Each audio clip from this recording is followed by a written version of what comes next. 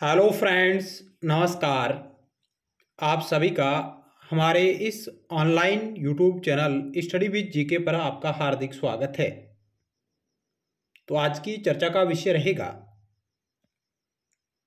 आगामी प्रतियोगी परीक्षाओं को एक दृष्टि में रखते हुए राजनीति विज्ञान नागरिक शास्त्र, जिसके अंतर्गत हम पाश्चात्य राजनीतिक विचारकों का अध्ययन कर रहे हैं, उसी की दिशा में आज हम अरस्तु से जुड़े कुछ चुनिंदा अभ्यास प्रश्न एवं की पॉइंट को जानने का प्रयास करेंगे, जो आगामी परीक्षाओं में आपके लिए लाभदायक हो। तो आइए इस क्लास की शुरुआत करते हैं। तो पहला सवाल आपकी स्क्रीन पर रहा ये, जहां आपको कथन और कारण दिया गया है। कथन ए, कारण आर। कथन ए कह रहा है कि सोफिस्ट विचारक दास्ता के विरोधी थे। कारण आर कह रहा है कि सोफिस्ट के अनुसार दास्ता प्राकृतिक न होकर परंपरागत है। फिर आपको सही कथन का चयन करना है। ए आर दोनों सही, आर ए की सही व्याख्या है। ए आर दोनों सही है किंतु आर ए की सही व्याख्या नहीं है। ए सही परंतु आर गलत, ए गलत परंतु आर सही। आप प्रत्येक सवाल के उत्तर को गैस करिएगा।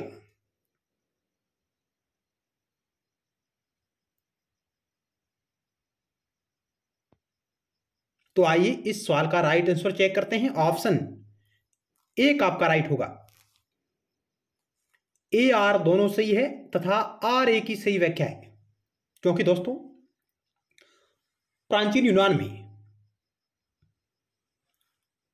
जब अरस्तु अपने दास्ता संबंधी विचारों का प्रतिपादन कर रहे थे, उसके समकालीन और उनसे पूर्व सोफिस्ट विचारक वो है जो दास्ता के विरोधी थे, दास्ता को अमानवीय मानते थे। दास्ता उनके अनुसार प्राकृतिक न होकर के एक परंपरागत बुराई है, या हम कह सकते हैं कि दास्ता एक रूढ़िवादी विचार है सोफिस्ट विचारकों के मतानुसार। तो दास्ता के सोफिस्ट विचारक क्या है? विरोधी थे। क्यों थे? क्योंकि दास्ता उनके अनुसार एक प्राकृतिक नहीं है, प्रकृतिबद्ध नहीं है। दास्ता समाज द्वारा निर्मित है, जो परंपरागत है। ए आर दोनों सही है, आर ए की सही व्याख्या है। अरस्तु दास्ता का महान समर्थक विचारक है।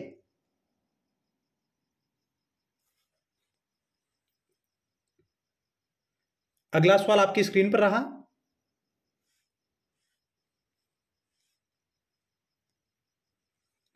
अरस्तु ने क्रांति के कारणों को बांटा है। चार ऑप्शन आपके समक्ष रहे। सामान्य कारण, विशिष्ट कारण, विशिष्ट शासन प्रणालियों में क्रांति के विशिष्ट कारण, उपयुक्त सभी। क्या होगा इस सवाल का राइट उत्तर?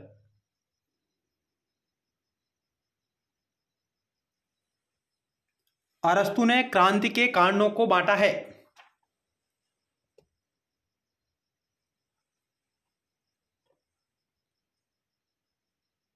तो इस सवाल का राइट उत्तर का ऑप्शन डी, अरस्तु ने क्रांति के कारणों को तीन भागों में डिवाइड किया है। सामान्य कारण, विशिष्ट कारण और विशिष्ट शासन प्रणालियों में क्रांति के विशिष्ट कारण।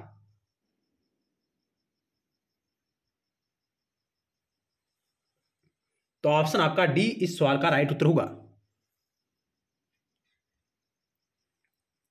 अगला सवाल 3 नंबर आपकी स्क्रीन पर रहा। निम्नलिखित में से कौन सा कथन सही है, वो आपको चयन करना है। अरस्तु ने अपनी ज्ञान पिपासा को तृप्त करने के लिए प्लेटो की अकादमी में प्रवेश किया या प्रवेश लिया। प्लेटो ने अरस्तु को अकादमी का मस्तिष्क, सर्वोत्तम पाठक, ज्ञान का साकार रूप कहा। अरस्तु ने अपनी रचनाएं प्लेटो की तरह स्वांत शैली में न लिखकर निबंधात्मक शैली में लिखी। उपरोक्त सभी। कौन सा कथन सही है वो आपको चयन करना है।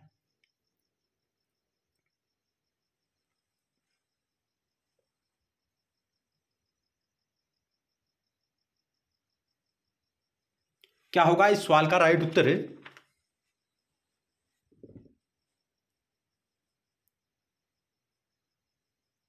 तो ऑप्शन 4 नंबर राइट होगा। उपरोक्त सभी कथन सही है कि अरस्तु ने अपनी ज्ञान पिपासा को तृप्त करने के लिए प्लेटो की अकादमी में प्रवेश लिया। प्लेटो ने अरस्तु को अकादमी का मस्तिष्क कहा, अकादमी का सर्वोत्तम पाठक कहा और ज्ञान का साकार रूप कहा। प्लेटो ने अरस्तु को कहा। और अरस्तु ने अपनी रचनाएं प्लेटो की तरह डायलॉग शैली में, स्वांत शैली में न लिखकर निम्नात्मक शैली में लिखी है। जिस प्रकार प्लेटो निगमनात्मक पद्धति का प्रयोग करता है, उसके विपरीत अरस्तु है जो आगमनात्मक पद्धति का प्रयोग करता है। यानी कि प्लेटो ने अपने अध्ययन में निगमनात्मक पद्धति को अपनाया है, जबकि अरस्तु ने अपने अध्ययन में आगमनात्मक पद्धति का सहारा लिया है। तो अगला सवाल आपकी स्क्रीन पर रहा। अरस्तु के विचारों के बारे में सत्य कथन का चयन करें। 4 आपको कथन दिए गए हैं और फिर आपको सही कूट का चयन करना है। क्या होगा इस सवाल का राइट उत्तर?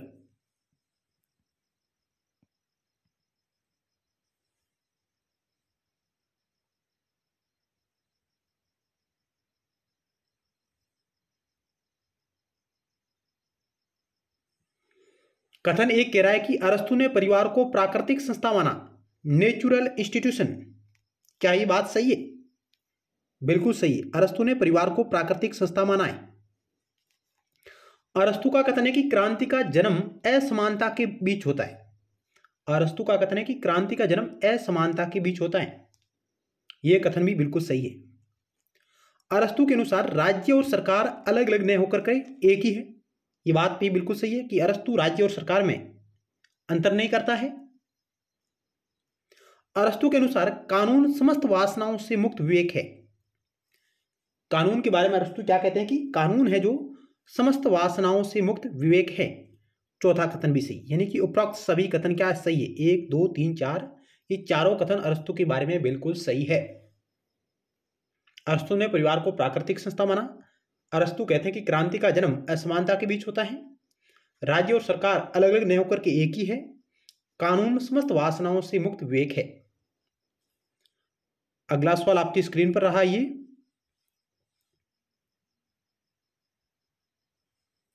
निम्नलिखित में से असत्य कथन का आपको चयन करना है। सेबाइन का कहना है कि पूरे यूरोपीय राजनीतिक जगत की सबसे बड़ी देन संविधानवाद है, जो अरस्तु का उपहार है। क्या यह कथन सेबाइन ने कहा है? मेक्सी का कहना है कि अरस्तु प्रथम राजनीतिक वैज्ञानिक है। फॉस्टर, एमबी फॉस्टर का कहना है कि अरस्तु सबसे महान प्लेटोवादी है। वर्गीस का कहना है कि अरस्तु का संविधान वर्गीकरण आध्यात्मिक है, संख्यावाचक नहीं। आपको इन चारों में से असत्य कथन का चयन करना है जो अरस्तु से संबंधित नहीं है, अरस्तु के बारे में सही नहीं है। क्या होगा इस सवाल का राइट उत्तर?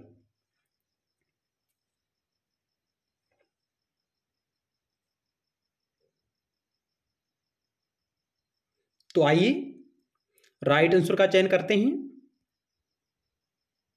ऑप्शन 1 आपका असत्य कथन है।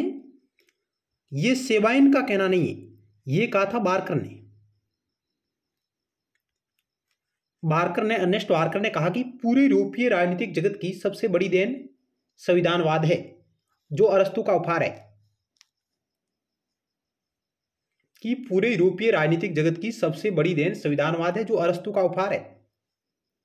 अरस्तु को संविधानवाद का जनक कह सकते हैं। यह कथन अर्नेस्ट बार्कर का है। जबकि मेक्सी ने कहा था कि अरस्तु प्रथम राजनीतिक वैज्ञानिक है। एमबी फॉस्टर, जिन्होंने कहा कि अरस्तु सबसे महान प्लेटोवादी है। वर्गीस, या इसको आप वर्गीस भी कह सकते हैं, वर्गीस या वर्गीस, उनका कहना है कि अरस्तु का संविधान का वर्गीकरण आध्यात्मिक है, संख्यावाचक नहीं है। तो इस प्रकार ये सवाल पूरा हुआ। चलते हैं अगले सवाल की ओर।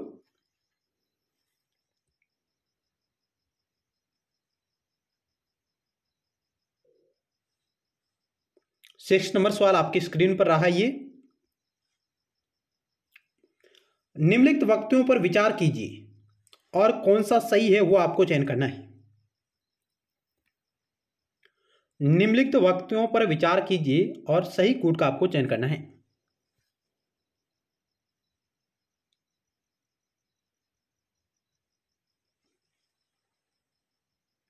कथन एक कह रहा है कि अरस्तु ने आनुपातिक समानता के सिद्धांत को प्रस्तुत किया। अरस्तु के अनुसार व्यक्ति के तमाम नैतिक गुण यानी सद्गुणों का व्यवहारिक रूप ही न्याय है। अरस्तु ने वंशानुगत दासता का समर्थन किया। अरस्तु ने दासों, विदेशियों एवं स्त्रियों को नागरिकता प्रदान की। उपयुक्त में से कौन सा कथन सही है वो आपको चयन करना है।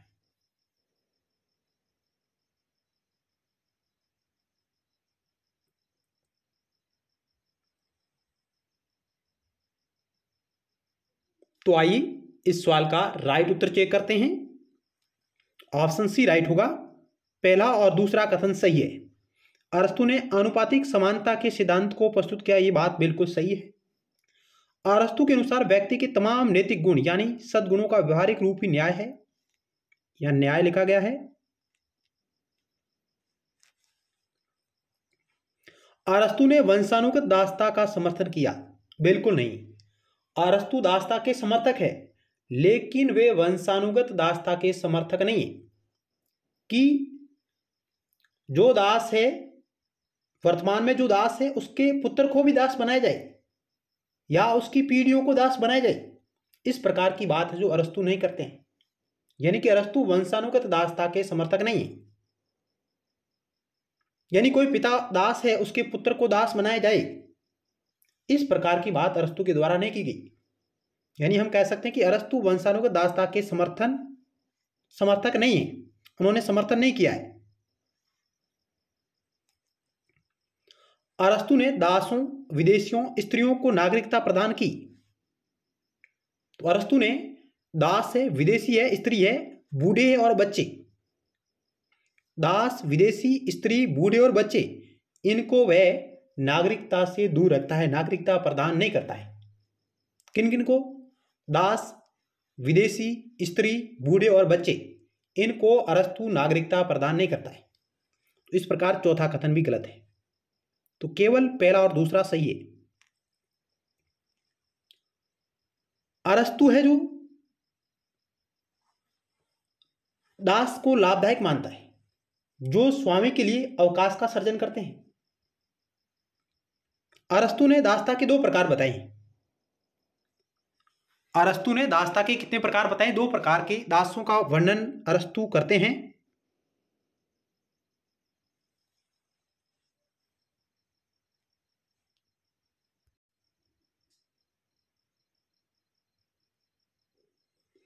अरस्तु ने जिन दो प्रकार बताए उनमें शामिल है प्राकृतिक दास, जिनको आप स्वाभाविक दास भी कह सकते हैं,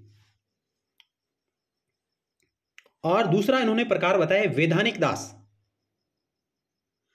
प्राकृतिक दास की श्रेणी में अरस्तु उनको शामिल करता है जो जन्म से मंदबुद्धि है, अकुशल है, अयोग्य है। जबकि वैधानिक दास वे दास होते हैं जो युद्ध में बंदी बनाए गए या विदेशी, उनको अरस्तु वैधानिक दास की श्रेणी में रखता है। लेकिन सबसे महत्वपूर्ण बात यह है कि अरस्तु यूनानियों को दास बनाने का समर्थन नहीं करता। यानी कि यूनानियों को दास नहीं बनाया जा सकता अरस्तु की दृष्टि में। अरस्तु दास को संजीव संपत्ति मानता है। यानी कि अरस्तु दास प्रथा को संजीव संपत्ति मानता है। अरस्तु कहते हैं कि परिवार के लिए दो प्रकार की वस्तुओं की आवश्यकता होती है, एक संजीव और एक निर्जीव। संजीव संपत्ति है दास।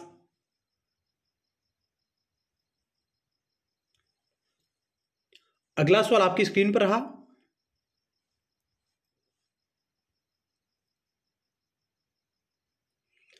निम्नलिखित वक्तव्यों पर विचार कीजिए फिर आपको सही कथन का चयन करना है। अरस्तु के दास्ता संबंधी विचार पर जातीय भेदभाव पर आधारित होने का आरोप लगाया जाता है। अरस्तु को एक रूढ़िवादी चिंतक माना जाता है। अरस्तु के दास्ता संबंधी विचारों को अमनोवैज्ञानिकता पर आधारित बताया जाता है। आलोचकों के अनुसार अरस्तु की दास्ता अन्याय एवं शोषण पर आधारित है। उपयुक्त में से कौन से कथन सही है? यानी कि अरस्तु की दास प्रथा के संबंध में जो आलोचना की गई है उसके बारे में आपको सत्य कथन का चयन करना है।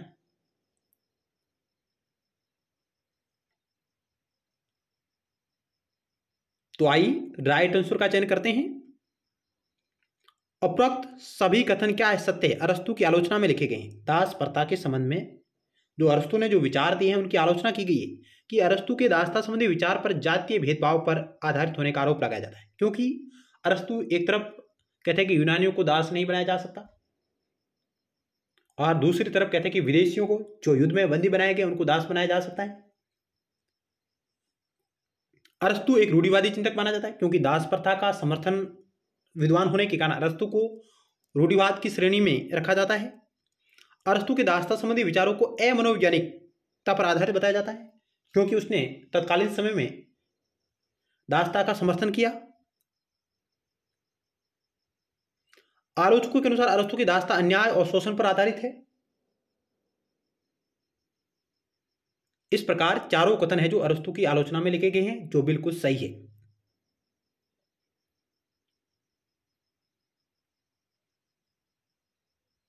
अगला सवाल आपकी स्क्रीन पर रहा।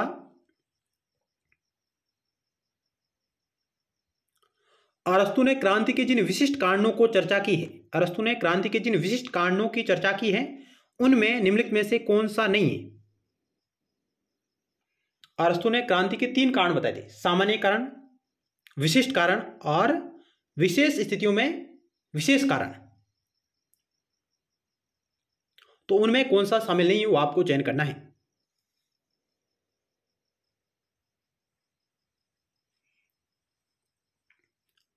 चार ऑप्शन आपके समक्ष है। राज्य में शासकों द्वारा निरंकुश व्यवहार, राज्य में असमान विकास, राज परिवार के सदस्यों में आंतरिक कलह एवं द्वेष, राज्य में परस्पर विरोधी वर्ग की उपस्थिति। क्या होगा इस 8 नंबर सवाल का राइट उत्तर?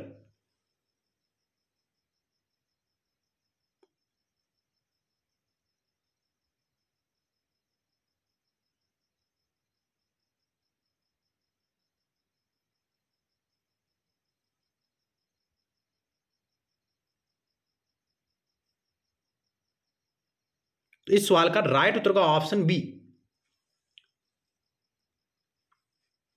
अरस्तु ने क्रांति के जिन विशिष्ट कारणों की चर्चा की है उनमें कौन सा नहीं है? तो उसमें आपका राज्य में असमान विकास ये उसमें शामिल नहीं है। राज्य में शासकों द्वारा निरंकुश व्यवहार करना, राज परिवार के सदस्यों में आंतरिक कलह, राज्य में परस्पर विरोधी वर्ग की उपस्थिति।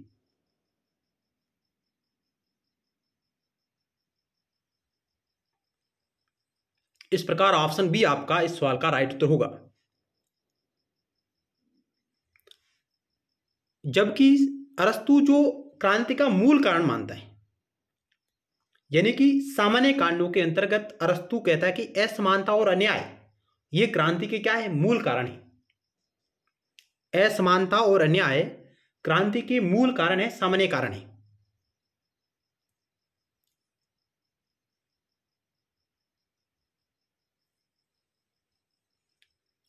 अगला सवाल आपकी स्क्रीन पर रहा। 9 नंबर सवाल, निम्नलिखित में से कौन तुलनात्मक पद्धति में अरस्तु के योगदान के संबंध में सही है? निम्नलिखित में से कौन सा तुलनात्मक पद्धति में अरस्तु के योगदान के संबंध में सही है? जहां आपको 4 कथन दिए गए और फिर आपको सही कूट का चयन करना है। तत्कालीन विद्यमान राजनीतिक प्रणालियों का अध्ययन, राजनीति के एक आनुभविक विज्ञान का विकास करना, आदर्श प्रकार पर पहुंचना, अमूर्त विचारों को व्यवहार में लागू करना। यानी कि तुलनात्मक पद्धति में अरस्तु के योगदान के संबंध में सही कथन का आपको चयन करना है। तो इस सवाल का राइट उत्तर का ऑप्शन बी, ए और बी सही है कि तुलनात्मक पद्धति के माध्यम से अरस्तु तत्कालीन विद्यमान राजनीतिक प्रणालियों का अध्ययन करना चाहते थे। यानी उन्होंने 158 प्रकार के संविधानों का अध्ययन किया या राजव्यवस्थाओं का अध्ययन किया। राजनीति के एक अनुभविक विज्ञान का विकास करना उनका मूल उद्देश्य था। आदर्श प्रकार पर पहुंचना और अमूर्त विचारों को व्यवहार में लागू करना इस प्रकार का उद्देश्य उनका नहीं था। ए और बी दोनों सही है।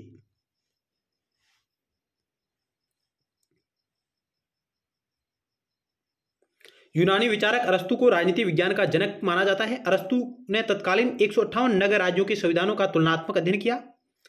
आगमनात्मक पद्धति का प्रयोग कर अरस्तु ने राजनीति विज्ञान को एक आनुभविक विज्ञान के रूप में विकास करने का प्रयत्न किया। यानी कि अरस्तु महोदय द्वारा आगमनात्मक पद्धति अपनाई गई है, जबकि प्लेटो के द्वारा निगमनात्मक पद्धति को अपनाया गया।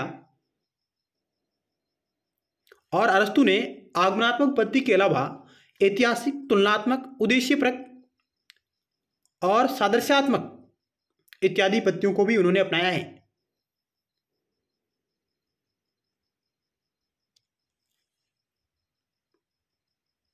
अगला सवाल आपकी स्क्रीन पर रहा। अरस्तु द्वारा किया गया संविधानों का वर्गीकरण इस पर आधारित था कि ऑप्शन ए, कौन शासन करता है और कौन शासन से लाभान्वित होता है। ऑप्शन बी, सत्ता में अनवरत बने रहने के उपाय। प्लेटो के द रिपब्लिक के मूल प्रतिपादन को स्वीकार करना। बहुसंख्यक का शासन सुनिश्चित करना। अरस्तु द्वारा किया गया संविधानों का वर्गीकरण किस पर आधारित था। तो इस सवाल का राइट उत्तर का ऑप्शन ए, कौन शासन करता है और कौन शासन से लाभान्वित होता है। ऑप्शन ए इस सवाल का राइट उत्तर होगा। हालांकि संविधानों के वर्गीकरण का जो प्रयास अरस्तु ने किया है वह अरस्तु की मौलिक देन नहीं की जा सकती, क्योंकि अरस्तु ने संविधानों के वर्गीकरण का जो आधार, जो संविधानों के वर्गीकरण के जो प्रकार बताए हैं वो प्लेटो से ग्रहण किए गए हैं।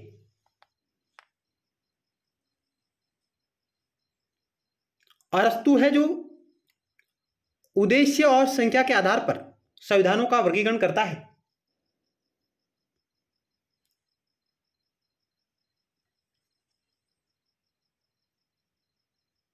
और अरस्तु ने शासन प्रणाली के 3 शुद्ध रूपों की चर्चा की है और 3 विकृत रूपों की चर्चा की है। अरस्तु ने शासन प्रणाली के 3 शुद्ध रूप बताए और 3 विकृत रूप बताए। शुद्ध रूपों में अरस्तु मोनार्की, अरिस्टोक्रेसी और पॉलिटी की बात करता है, जबकि विकृत रूपों में अरस्तु ट्रिनेमी, ओलिगार्की और डेमोक्रेसी की बात करता है।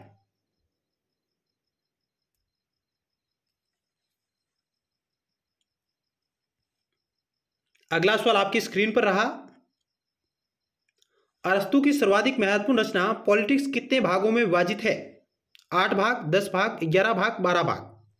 तो इस सवाल का राइट उत्तर का ऑप्शन ए, अरस्तु की पॉलिटिक्स 8 भागों में बंटी हुई है, विभाजित है।